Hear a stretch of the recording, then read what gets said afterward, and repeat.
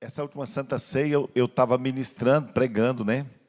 E quando eu estava encaminhando assim para o final, e nós fomos celebrar a ceia, eu percebi que já era algumas vezes que nós estávamos celebrando a ceia, e que o tempo era tão corrido. E hoje eu acho que vai ser corrido também.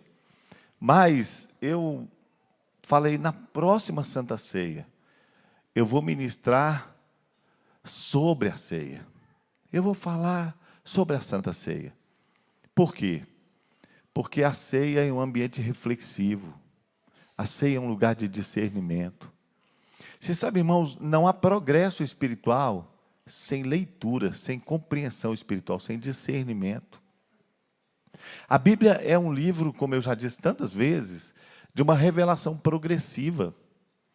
Por isso, Deus se apresenta a Moisés e diz: eu me apresentei, eu me dei a conhecer a Abraão, Isaque e Jacó, como Deus Todo-Poderoso.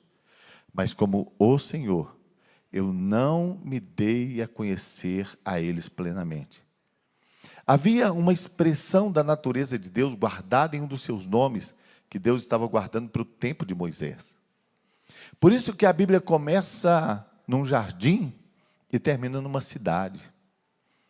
O Salmo 23, a história começa no pasto. O Senhor é o meu pastor. Ele me leva aos pastos verdejantes. E termina a mesa. É uma progressão, é um ambiente onde você vai progredindo. E esta mesa do Senhor, mesa de graça, mesa de fartura, mesa de favor, essa mesa que Deus prepara para nós, é a mesa onde o cálice transborda. É a mesa onde o óleo está sobre a nossa cabeça. É a mesa da provisão. É a mesa do milagre. É a mesa da redenção. É a mesa do perdão completo. Por isso que o nosso inimigo, prepara uma mesa na presença dos meus inimigos. Os inimigos assistem quando você se assenta a essa mesa e eles dizem: eu sei a história dele. Eu conheço o seu passado. Ele já pisou tanto na bola. Por que ele pode estar à mesa e eu não? Porque para o diabo não tem perdão. Ele já está julgado e já está condenado. Mas para mim e para você, o cálice transborda. O cálice transborda porque a graça é abundante, o cálice transborda porque Deus preparou para que haja em você mais que o suficiente, sempre mais que o suficiente. Qualquer pessoa que prepara uma mesa, que prepara uma ceia, deseja um cálice cheio. Mas ninguém deseja o cálice entornando. Mas na mesa do Senhor, transborda.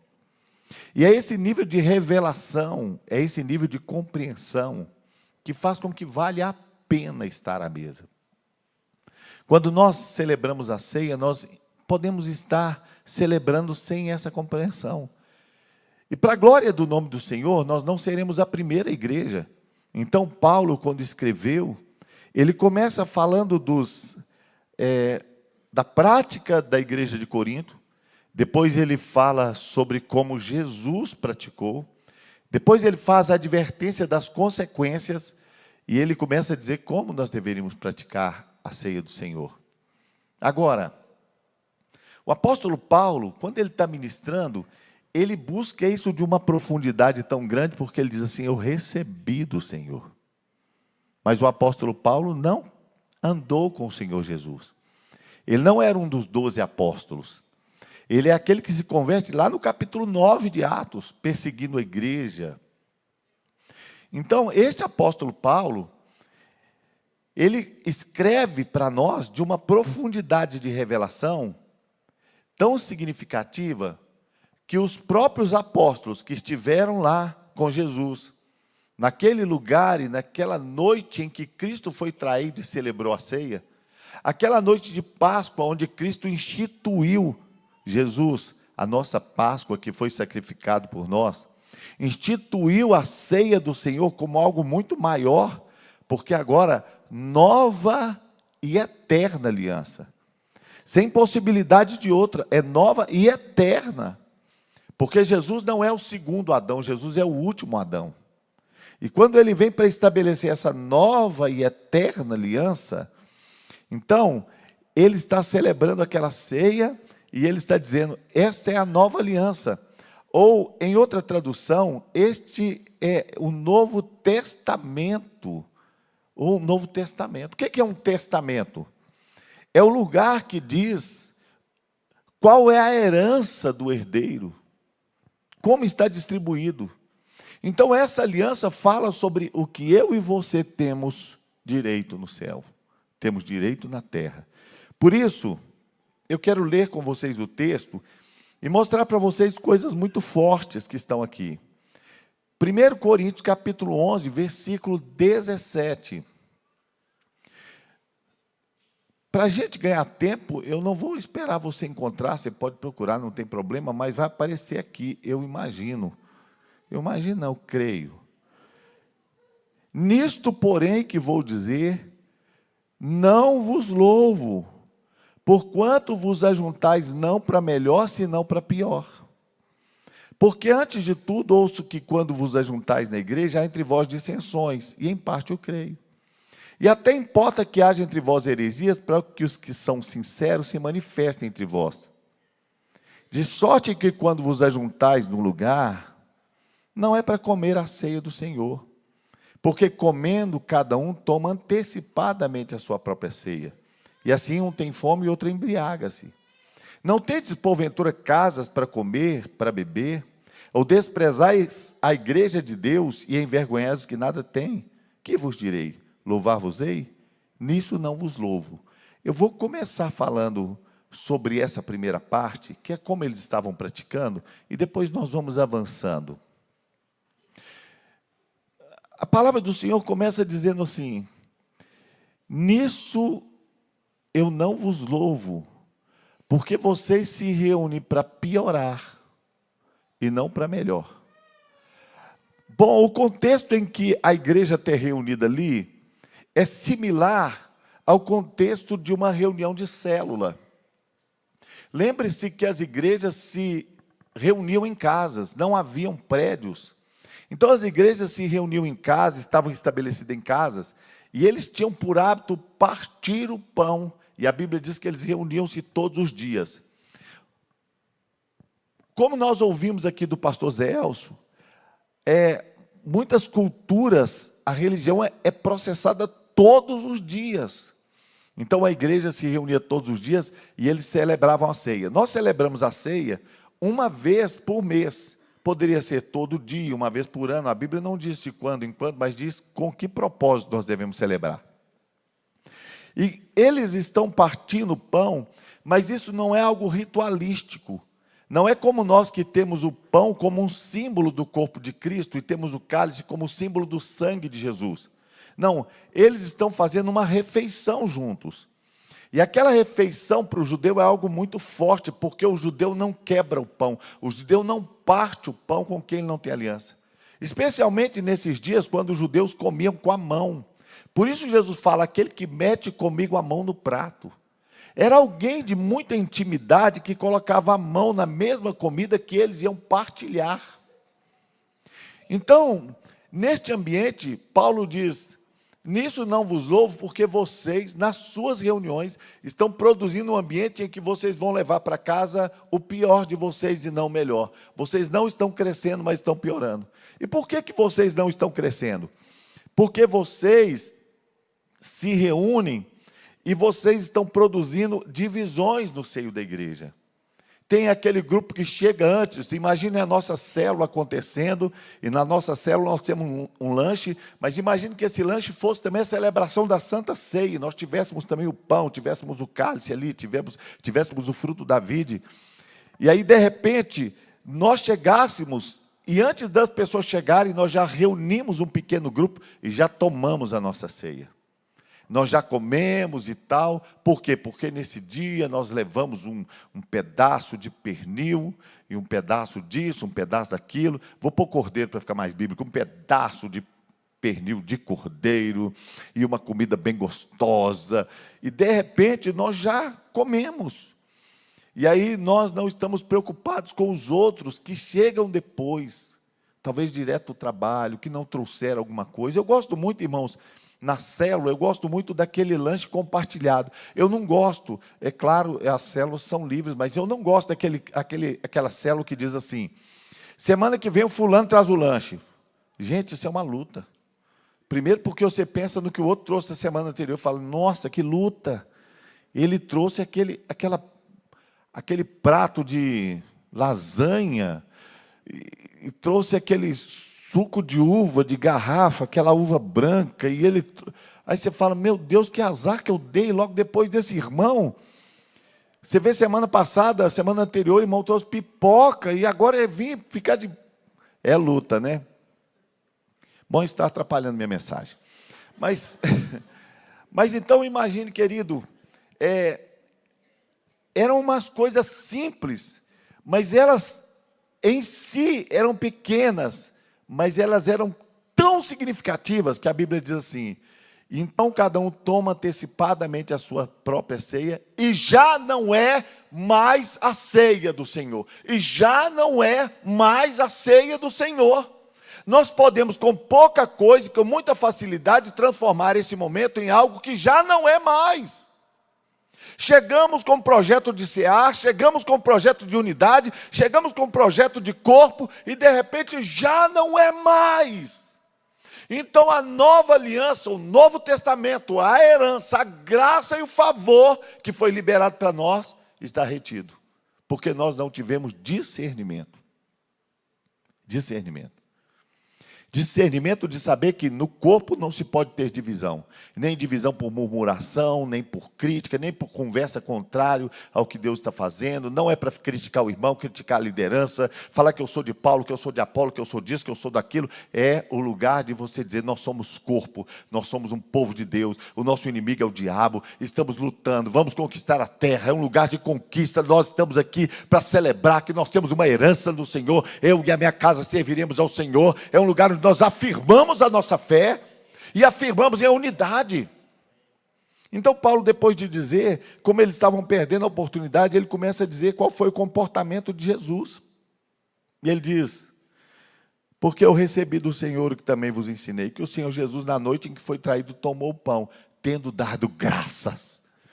Não havia no coração de Jesus lugar e espaço para na noite em que foi traído dizer, eu estou partindo esse pão aqui, mas, ô Judas, você pisa na bola, né? Ele não estava ali cheio de crítica, de divisão, ele partiu o pão, deu graças. E a Bíblia diz, tomai, tendo dado graças, ele partiu e disse, tomai e comei, isto é o meu corpo que é partido por vós, fazei isso em memória de mim. Ele não só partiu, ele partiu e repartiu. Partiu e distribuiu. E fez daquela mesa um ambiente democrático, onde a mesa era para todos, onde a realidade era de igualar, onde a realidade era de entender graça e entender que a graça nos iguala. Outro dia eu falei aqui que quando a gente tem um elemento moral, uma vida moral, em desnível com a vida moral de outro, ou seja, quando nós estamos vivendo uma vida moral elevada, nós esquecemos que a graça nos iguala, e a gente costuma pensar que nós podemos ser um defunto mais cheiroso. A crise nossa é que, de vez em quando, nós nos esquecemos que não há ninguém que vai entrar no céu, que se não seja pela mesma porta da graça. Jesus partiu o pão, repartiu o pão, e diz que Jesus participou também. Semelhantemente, também depois de cear, Jesus também ceou. Tomou o cálice dizendo, este cálice é o novo testamento no meu sangue. Fazei isso todas as vezes que beberdes em memória de mim. Porque todas as vezes que comerdes esse pão e beberdes esse cálice, anunciais a morte do Senhor até que venha. Bom, preste atenção. Agora Jesus está dizendo, isso não é apenas um ritual para se lembrar do Senhor. Isso também é uma ação da igreja para declarar que há uma esperança, que Jesus vai voltar. E também é um anúncio missionário. Na Santa Ceia, nós estamos praticando um estilo de vida que nos aponta, nos remete para a memória, nos remete para a gratidão, nos remete para o que o Senhor fez e também nos aponta da direção do futuro. Ele vai voltar. E nos dá aquela clareza de destino, mas nos dá também, irmãos, o compromisso da trajetória. Fiquei gago. Agora Paulo volta a ensinar: portanto, qualquer que comer o pão ou beber o cálice do Senhor indignamente, será culpado do corpo e do sangue do Senhor. Examine-se, pois, o homem a si mesmo, e não examine a vida dos outros. Pare de examinar a vida dos outros. Por que o fulano não está tomando a ceia? Olha, está tomando a ceia. Fiquei sabendo que brigou com a mulher dele ontem. Ai, Satanás vai ficar alegre com ele. Tem gente que gasta tanto tempo examinando a vida dos outros. Tem gente que perde tanta bênção dizendo: essa mensagem foi para o fulano, ele não veio, misericórdia. Mas eu vou mandar o vídeo para ele não escapa não, Jesus vai te pegar. Examine-se o homem a si mesmo, e assim coma deste pão e beba deste cálice. Não é para você examinar para viver debaixo de culpa, oprimido. É para você se examinar para saber que depois que você se examinou e confessou o seu pecado, você tem toda a liberdade de viver tudo que Deus fez e colocou naquele testamento por você. Você pode viver o que Deus planejou para você. Você pode sonhar com o que Deus sonhou a seu respeito. Você pode crescer em todas as direções. Examine-se e coma. Ah, pastor, eu não estou participando da ceia não, porque esses dias eu fui lá na casa da minha sogra. Você já viu, né, pastor? A cachorra da minha sogra me avançou. E eu fiquei tão chateado. Ô, irmão, deixa eu falar um negócio com você. Se você pecou, que seja contra um cachorro, vai lá pedir perdão. Eu lembro quando teve um encontro com Deus, a irmã falou assim, que quando ela voltou do encontro com Deus, ela foi lá no cachorro dela: me perdoa, eu tenho te tratado tão mal. Peça perdão.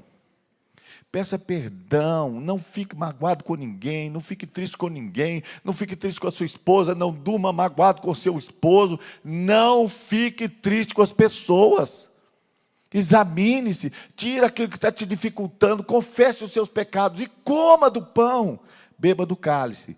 Porque o que come e bebe indignamente, come e bebe para sua própria condenação, não discernindo o corpo do Senhor. Porque qualquer que comer esse pão, estou lá em cima de novo, e beber o cálice do Senhor indignamente, será culpado do corpo e do sangue. Porque qualquer que come e bebe indignamente, come e bebe para sua própria condenação, não discernindo o corpo. Quando vai falar que você não pode participar indignamente, fala do corpo e do sangue. Mas quando vai falar sobre por que você não está comendo dignamente, fala que é porque você não está discernindo o corpo. É fácil discernir o sangue de Jesus. É fácil discernir que fomos lavados pelo sangue de Jesus. É fácil discernir que dependemos da graça de Deus. É fácil discernir que temos um Deus no céu.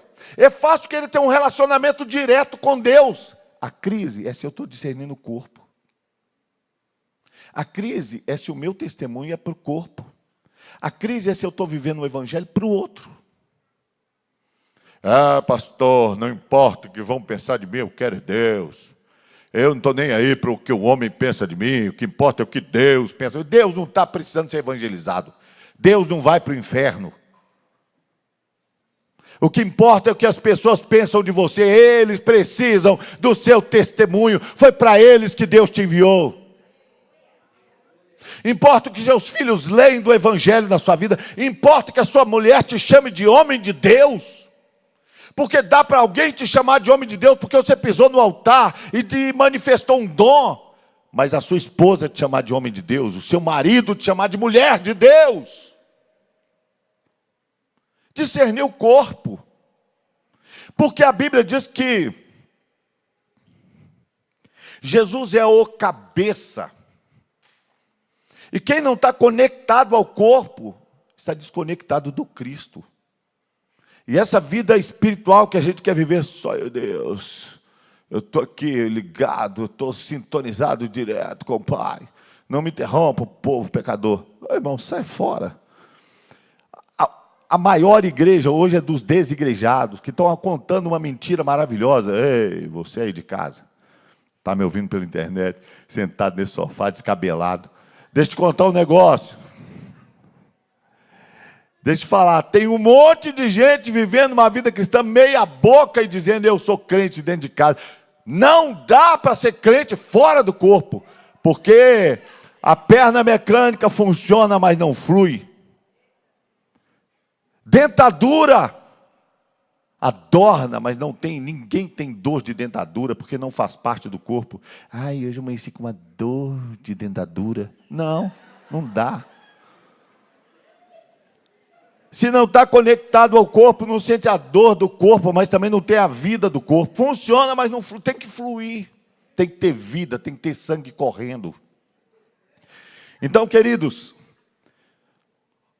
está acabando o tempo.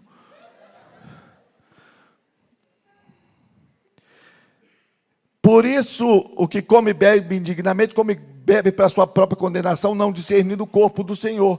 Por causa disso, há entre vós muitos fracos, doentes e muitos que dormem. Fraco espiritualmente, fraco, doente emocionalmente, em crise que não acaba, em dores que não acabam. Porque não discerne o corpo. Porque não discerne o corpo. E gente que já morreu. Partiu para a eternidade fora do tempo. E a Bíblia diz, porque se nós julgássemos a nós mesmos, nós não seríamos julgados. A crise é essa, irmão, que a solução Deus colocou em você. Se você aprender a julgar a você mesmo, você não precisa de juízo. Mas quando somos julgados, somos repreendidos pelo Senhor, para não sermos condenados com o mundo. Você está vendo que aqui não tem a ver com salvação? A Bíblia não está dizendo assim, você está ruim e não discerne o corpo. Vai para o inferno. Não, a Bíblia está dizendo assim, vai fora da hora para o céu. Porque esse tipo de crente, fraco, doente, eles não ajudam no corpo. Deus está querendo um corpo saudável. Não é porque Deus tem dificuldade com quem ainda não está crescendo, é porque Deus espera que a igreja cresça para que o evangelho alcance os perdidos. Por isso, quanto mais forte você está, melhor o seu testemunho para os outros. Aí, quando nós somos julgados, somos disciplinados pelo Senhor para não sermos condenados com o mundo. Portanto, meus irmãos, quando vos ajuntais para comer, esperai uns pelos outros. Se alguém tiver fome, coma em casa, para que não vos ajunteis para condenação, quantas demais coisas ordená-las-ei quando for. Deixa eu te contar um negócio. Uma crise enorme, fraco, doente, gente que dorme. Paulo termina falando, bom, gente, quem tiver fome, come em casa. É uma solução simples, mas não é simplista. Porque não adianta mudar a atitude sem mudar a essência. A questão não está na forma como eu pratico, está na forma como eu discerno. Porque a prática que está dentro de mim, se ela for com discernimento, ao invés de colher fraco, doentes e muitos que dormem, eu vou colher vida prolongada, saúde, milagre, cura. Então, quando chega o dia da ceia, as pessoas vêm e se elas discernem, dizem, hoje é dia, Senhor, hoje é dia do meu milagre, hoje é dia da minha bênção, hoje é dia do meu favor, hoje é o dia, Senhor, se eu errei com alguém, eu quero consertar, Senhor, se eu não tenho me examinado tão profundamente, eu quero me examinar, eu quero acertar a minha vida, Senhor, porque eu te amo. Porque o meu relacionamento com o Senhor, mas eu também quero amar os irmãos, Senhor, eu quero olhar para as pessoas e ver nelas o Cristo que habita nelas, eu quero ver o melhor do Senhor nelas, eu quero enxergar o que de verdade está nelas, Senhor. É isso que eu quero ver. Não me deixa, Senhor, tomar aqui suco com pão. Não me deixa transformar a ceia, Senhor, num rito vazio. Não me deixa, Senhor, fazer desse ambiente um lugar de divisão, de status, de vigiar a vida dos outros, de condenação, de juízo, de esconder de Deus. Me ajuda, Senhor, a discernir. Porque sem discernimento, Senhor, é ato morto. E dá para reunir com crente sério, e dá para reunir como igreja e piorar, Senhor.